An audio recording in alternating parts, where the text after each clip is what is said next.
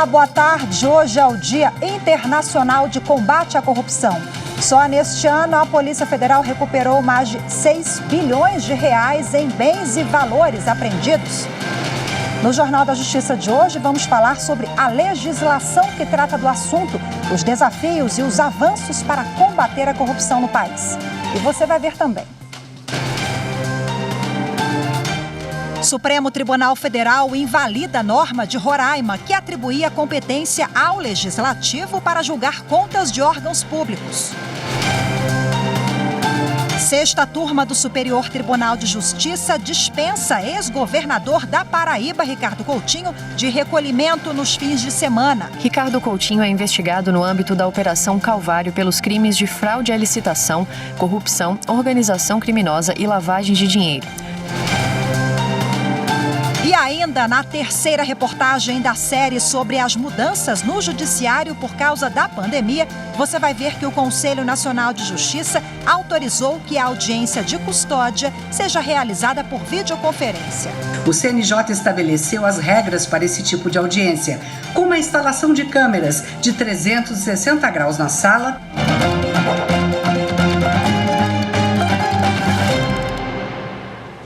O Supremo Tribunal Federal invalidou norma de Roraima que atribuía competência ao Legislativo para julgar contas de órgãos públicos. E quem tem mais informações é a repórter Carolina Chaves, que conversa com a gente ao vivo agora.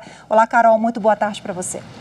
Olá, Rafaela, boa tarde para você, boa tarde a todos. Olha, a Constituição do Estado de Roraima determinava que a Assembleia Legislativa teria competência para julgar as contas do Tribunal de Justiça, da Defensoria Pública e também do Ministério Público Estaduais. Na sessão virtual aqui no STF, todos os ministros aceitaram o pedido da Procuradoria-Geral da República, que alegou que essa competência dada à Assembleia Legislativa pela norma estadual violaria a Constituição Federal.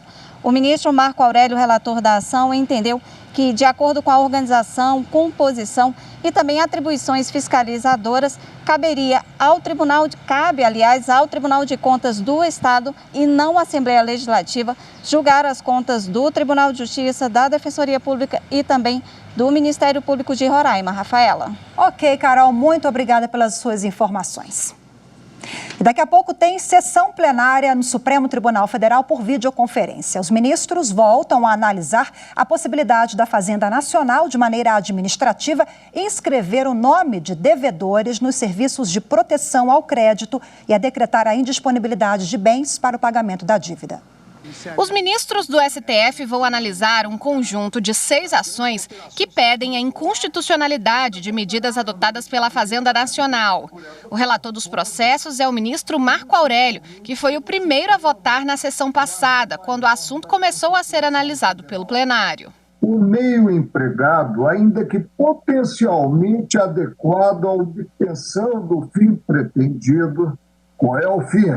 A satisfação do crédito tributário, revela-se ilegítimo por compelir coercitivamente, sob o ângulo político, o devedor ao adimplemento do débito existente, ao arrepio de princípios basilares da lei maior, tais quais o devido processo legal substancial, o livre exercício de atividades profissionais e econômicas lícitas e o direito à propriedade.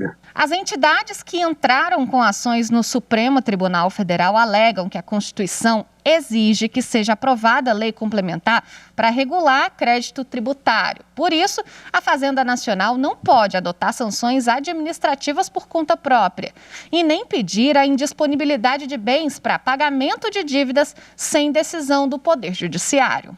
A Procuradoria-Geral da República se manifestou pela inconstitucionalidade das medidas adotadas pela Fazenda Nacional. Para Augusto Aras, elas desrespeitam o direito constitucional da propriedade e do devido processo legal. O julgamento vai ser retomado hoje com o voto do ministro Nunes Marques. A sexta turma do Superior Tribunal de Justiça dispensa ex-governador da Paraíba de recolhimento nos fins de semana. Ricardo Coutinho é investigado no âmbito da Operação Calvário pelos crimes de fraude à licitação, corrupção, organização criminosa e lavagem de dinheiro. O ex-governador é acusado de liderar um esquema que teria desviado cerca de 134 milhões de reais dos setores da saúde e da educação da Paraíba. Em fevereiro, a sexta turma confirmou o liminar que havia afastado a prisão preventiva de Coutinho, por entender que não estavam presentes os requisitos para a manutenção da medida, especialmente porque ele não ocupava mais o cargo de governador. Durante o mesmo julgamento, a turma também determinou o comparecimento periódico em juízo, a proibição de manter contato com os demais investigados e a proibição de se ausentar da comarca domiciliar sem autorização do juízo.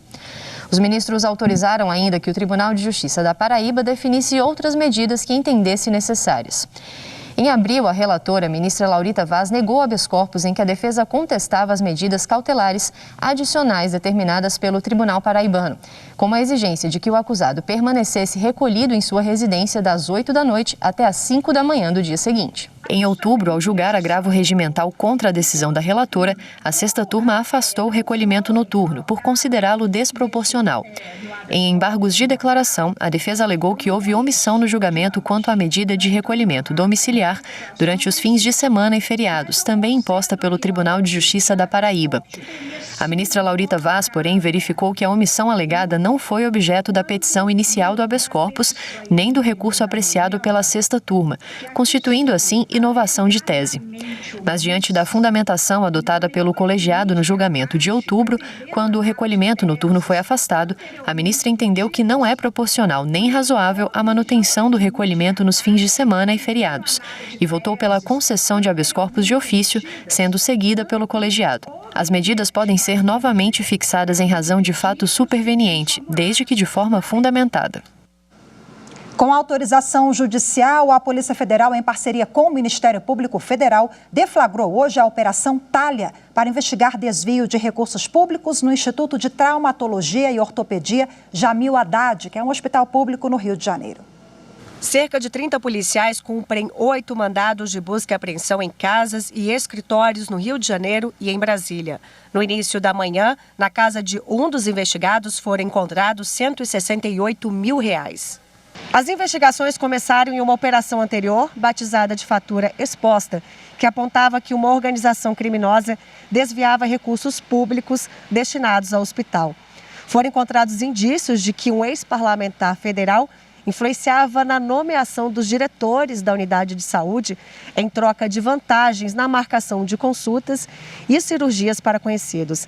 Além disso, ele exigia vantagens ilícitas com o pretexto de que iria conseguir verba de emendas parlamentares para o Instituto Jamil Haddad.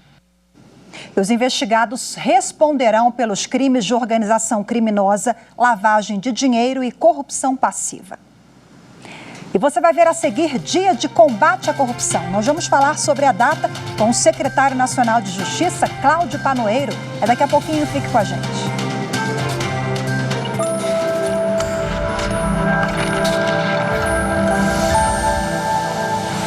Preparada por sua inteligência própria e daqueles que a elaboraram a lidar com as questões mais complexas de um futuro distante. Talvez não tão distante, já presente, mas sem dúvida preparada. O futuro digital e o presente digital conseguem conviver com a nossa Constituição.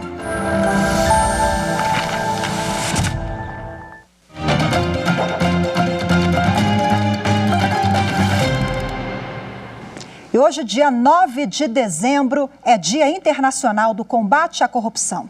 Há 17 anos, no México, 140 países, incluindo o Brasil, assinaram a Convenção das Nações Unidas, se comprometendo a traçar políticas de prevenção e combate à corrupção. A gente vai falar hoje sobre os desafios e os avanços no enfrentamento de crimes que estão ligados à lavagem de dinheiro, desvio de verbas públicas, tráfico de influência e como grandes operações têm mostrado bons resultados à sociedade. Só a Lava Jato, por exemplo, em 6 anos, já devolveu mais de 4 bilhões de reais aos cofres públicos. Dinheiro, joias, carros, imóveis. Os bens e valores recuperados pela Polícia Federal em operações de combate à corrupção no país ultrapassam a marca de 6 bilhões de reais. E isso só neste ano. Durante o período excepcional da pandemia, 61 operações especiais de polícia judiciária foram deflagradas pelo órgão, tendo por objeto o combate ao desvio de recursos públicos destinados ao enfrentamento da pandemia. Essas operações especiais de Polícia Judiciária foram deflagradas em 21 estados da Federação e resultaram no cumprimento de 1.025 mandados de busca e apreensão, 133 mandados de prisões temporárias e preventivas e em investigações que hoje se debruçam sobre valores contratuais de aproximadamente 1,9 bilhões de reais. No Ministério da Justiça, os leilões de mais de 3.000 itens apreendidos em operações contra a corrupção, lavagem de dinheiro e drogas renderam 137 milhões de reais em 2020. Dinheiro que é revertido para políticas de segurança pública. Saímos de uma arrecadação de 44 milhões, que era a média até o ano 2018, para 92 milhões em 2019. Estamos fechando agora novembro de 2020 com mais de 137 milhões de reais retirados do crime organizado. Desde 2014 está em vigor a Lei Anticorrupção, que pune empresas que cometem atos contra a administração pública. As multas podem chegar a 60 milhões de reais e as empresas ainda ficam proibidas de participar de licitação e podem até mesmo serem fechadas. Alguns casos de corrupção que envolvem agentes públicos com foro por prerrogativa de função são decididos no Supremo Tribunal Federal. É o caso da Operação Lava Jato. O esquema de desvio de dinheiro da Petrobras contava com a participação de políticos, empresários, empreiteiros. O ministro Edson Fachin é o responsável pelos processos da Lava Jato no STF desde fevereiro de 2017. De acordo com o balanço divulgado pelo gabinete do ministro, desde 2015, cerca de 920 milhões de reais já foram recuperados em multas de acordos de colaboração premiada. Nesse período, 4 ações penais da Lava Jato foram julgadas, 3 resultaram em condenação e uma em absolvição. A Operação Lava Jato completou 6 anos em março deste ano e mais de 4 bilhões de reais foram devolvidos aos cofres públicos, segundo a Força Tarefa. Na cerimônia de posse na presidência do Supremo Tribunal Federal, o ministro Luiz Fux ressaltou que o combate à corrupção é uma das prioridades da sua gestão. Não admitiremos qualquer recuo no enfrentamento da criminalidade organizada, da lavagem de dinheiro e da corrupção. Não permitiremos que se obstruam os avanços que a sociedade brasileira conquistou nos últimos anos, em razão das exitosas operações de combate à corrupção, todas autorizadas pelo Poder Judiciário brasileiro, como ocorreu no Mensalão e com a Operação Lava Jato. O Conselho Nacional de Justiça também está empenhado no combate à corrupção. Este ano, o CNJ estabeleceu como meta melhorar procedimentos de alienação dos bens apreendidos por decisão da Justiça.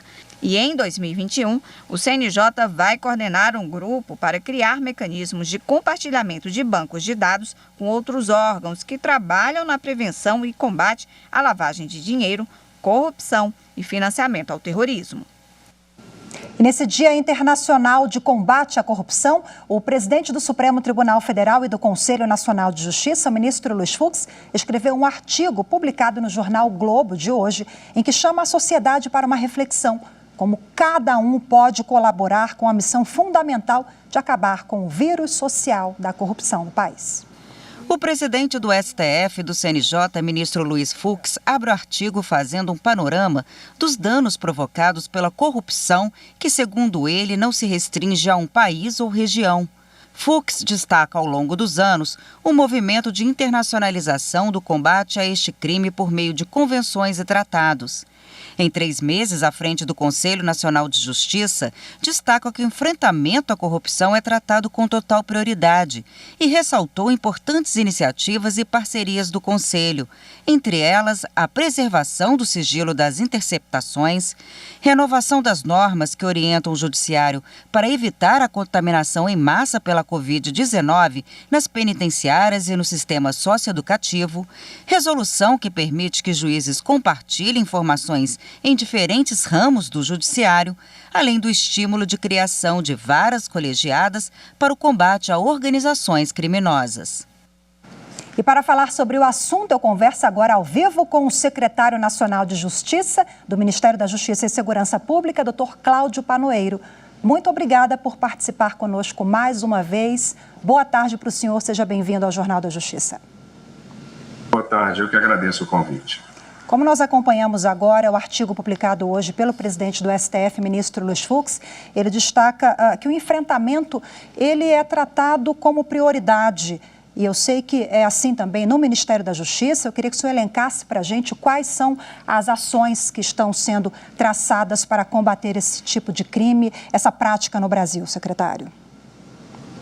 A corrupção, como destacou o ministro Fux e destaca toda a literatura especializada sobre esse assunto, é um fenômeno de caráter mundial. E mais do que isso, é um fenômeno de caráter histórico. A corrupção acompanha o homem desde as primeiras civilizações e vem assumindo diferentes formas.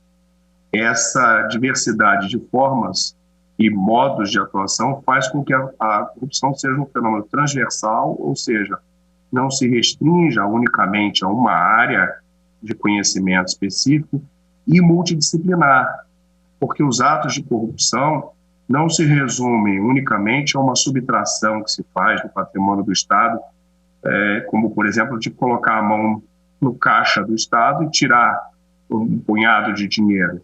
A corrupção ela adota formas muito mais complexas, com operações econômicas, contábeis, operações de informática, o que mostra o seu caráter multidisciplinar e a necessidade de combater esse mal por diferentes caminhos. O Brasil, de um modo geral, vem procurando enfrentar a corrupção através de diferentes métodos. No plano normativo, ou seja, das leis, como foi bem destacado no início do jornal, o nosso país assinou a Convenção Internacional de Combate à Corrupção, a Convenção de Mérida de 2003, que dispara todo um processo de transformação do nosso ordenamento jurídico. De lá para cá, eu destaco a Lei de Acesso à Informação, que exorta os órgãos públicos a divulgar os seus atos na internet para conhecimento dos cidadãos. Então, todos podem acompanhar nos portais do governo os convênios que são celebrados, os gastos que foram realizados, e, a partir dali, confrontar o que foi celebrado, o que foi assinado num convênio e aquilo que efetivamente foi entregue à sociedade, numa verdadeira prestação de contas. Depois, a lei de combate à corrupção da empresa, chamada Lei Anticorrupção, que pune justamente as empresas que procuram se aproveitar das suas relações com o Estado para obter algum tipo de proveito. Repara, se a gente conjuga as duas leis, a Lei de Acesso à Informação com a Lei de Anticorrupção da empresa, a gente já tem um desenho muito interessante do ponto de vista da prestação de contas para a sociedade. Esse talvez seja o grande legado normativo da sociedade brasileira.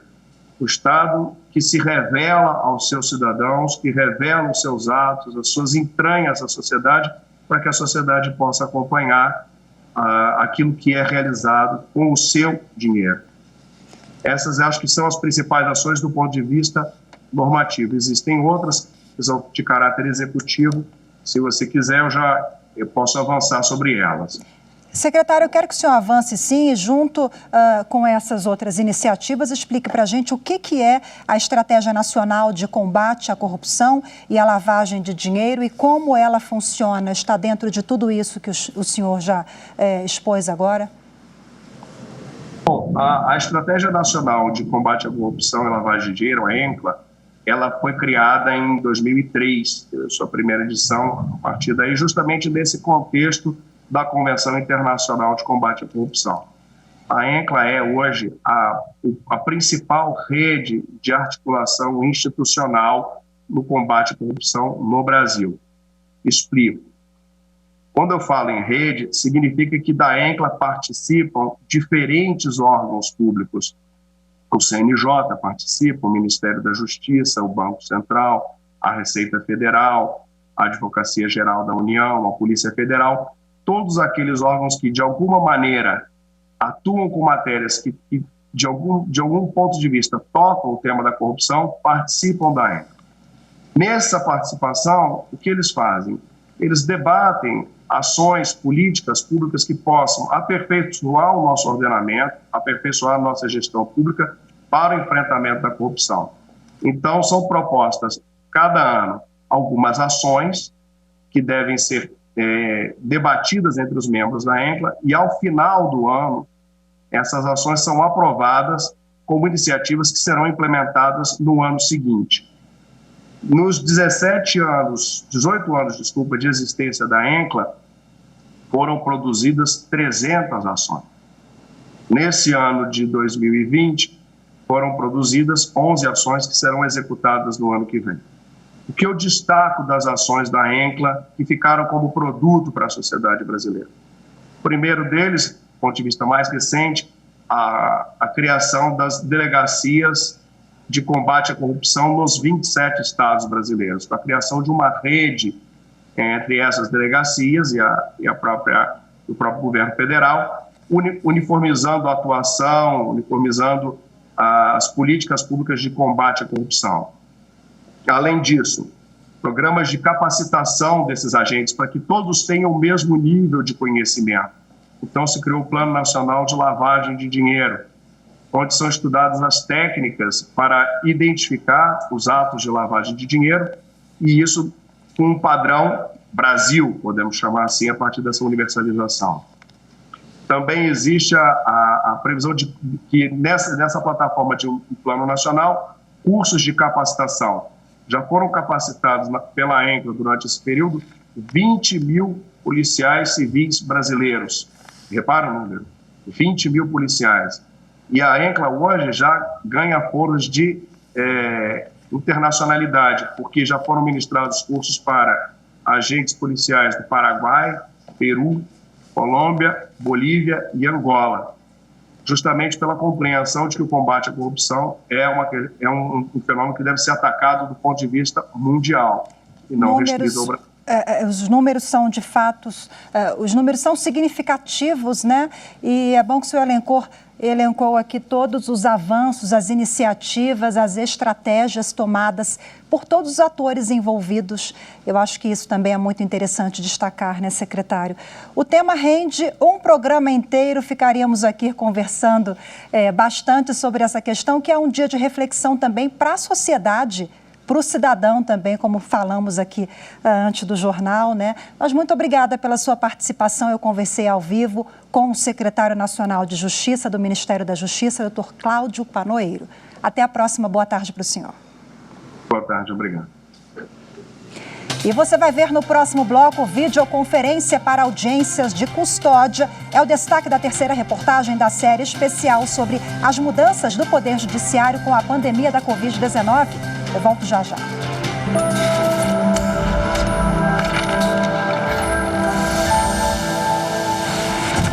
A Constituição da República é a nossa Carta Magna. É a lei mais importante do sistema jurídico. É um instrumento fundante do Estado democrático de direito. É ela que traz os princípios fundamentais da República, os objetivos a serem concretizados pelo Estado e, em especial, os direitos e garantias fundamentais.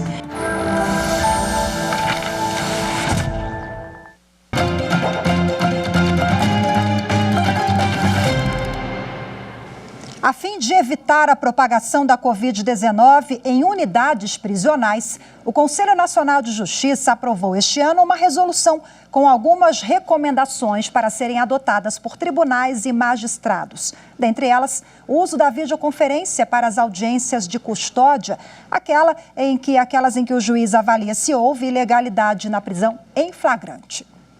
É esse o assunto da terceira reportagem da série sobre as mudanças no Poder Judiciário que vieram a partir da pandemia.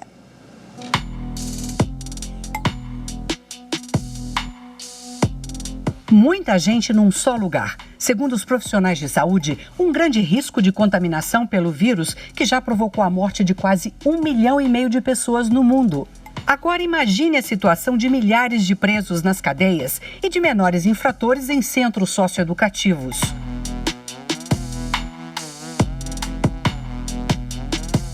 Para evitar a propagação da Covid-19, o Conselho Nacional de Justiça aprovou uma resolução que recomenda medidas preventivas aos tribunais e magistrados. O texto veio passando por mudanças ao longo do ano. De acordo com a resolução, os juízes devem reavaliar as prisões provisórias, colocar em prisão domiciliar as pessoas presas com Covid-19 se não houver espaço de isolamento na cadeia. Devem levar em consideração também a prisão domiciliar para quem está preso por dívida alimentícia e cumpre pena em regime aberto ou semiaberto. Algemas devem ser usadas em casos excepcionais. No caso dos menores infratores em centros socioeducativos, os magistrados devem reavaliar a internação e substituí-la por medida em meio aberto, suspensão ou remissão. E o Poder Judiciário, por intermédio de seus juízes e tribunais, demonstrou bastante parcimônia nesta análise, uma vez que, pelo que foi apurado, a partir do Departamento de Monitoramento e de Fiscalização do Sistema Carcerário e do Sistema Socioeducativo, o DMF, a reentrada dessas pessoas que teriam sido postas em liberdade não teria sido um incremento na violência.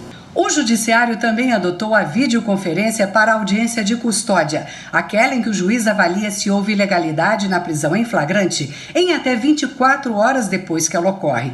Este mês, o CNJ estabeleceu as regras para esse tipo de audiência, com uma instalação de câmeras de 360 graus na sala, o exame prévio do detento no IML e o direito dele conversar reservadamente com o defensor público ou com o advogado. O presidente do CNJ e do Supremo, o ministro Luiz Fux, disse que sem audiência, o preso seria prejudicado. Não havendo audiência de custódia, o preso só terá a oportunidade de falar no seu primeiro momento de defesa, que é o interrogatório, com a justiça criminal abarrotada, que efetivamente não vai fazer essa audiência de custódia em 24 horas, vai fazer em meses, violando o direito do preso. O CNJ também criou o plantão extraordinário durante a pandemia. Esse plantão deve avaliar, por exemplo, habeas corpus e mandado de segurança, comunicações de prisão em flagrante, pedidos de concessão de liberdade provisória, imposição e substituição de medidas cautelares diversas da prisão. E também pedidos de progressão e regressão cautelar de regime prisional, concessão de livramento condicional, indulto e comutação de penas. Houve um fomento à utilização das penas alternativas para o enfrentamento à pandemia, não só nos ambientes de confinamento, como nos demais. É muito interessante que se diga que o Poder Judiciário contribuiu com mais de 60 milhões de reais para o combate à pandemia, a partir das contas das penas alternativas. Essas foram orientações do CNJ, mas na prática, o que os juízes adotaram? Nós procuramos o Tribunal de Justiça do Distrito Federal. Para desafogar o sistema prisional e conter o avanço da pandemia, os juízes anteciparam a progressão do regime semiaberto para o aberto. Colocaram em prisão domiciliar as gestantes e mulheres com filhos menores de 12 anos. Para os presos do grupo de risco e do regime semiaberto, a prisão domiciliar é avaliada caso a caso. Quem estava em regime semiaberto só conseguiu a prisão domiciliar nesses casos em que houve uma informação da equipe de saúde dizendo que, em razão da situação específica daquele sujeito, seria temerário mantê-lo preso. E então, nesses casos, por cautela, foram concedidas as prisões domiciliares. Os benefícios externos, como a saída dos presos e o direito de trabalhar durante o dia, foram suspensos de março a setembro no Distrito Federal, mas agora voltaram a ser concedidos. Em setembro, nós julgamos que já havíamos tido êxito em boa parte do ano e essa recomendação, essa decisão foi revogada. Então, hoje, os presos saem para o trabalho, continuam tendo direito às saídas da mesma forma, porque exatamente penso que as medidas foram satisfatórias, deram certo.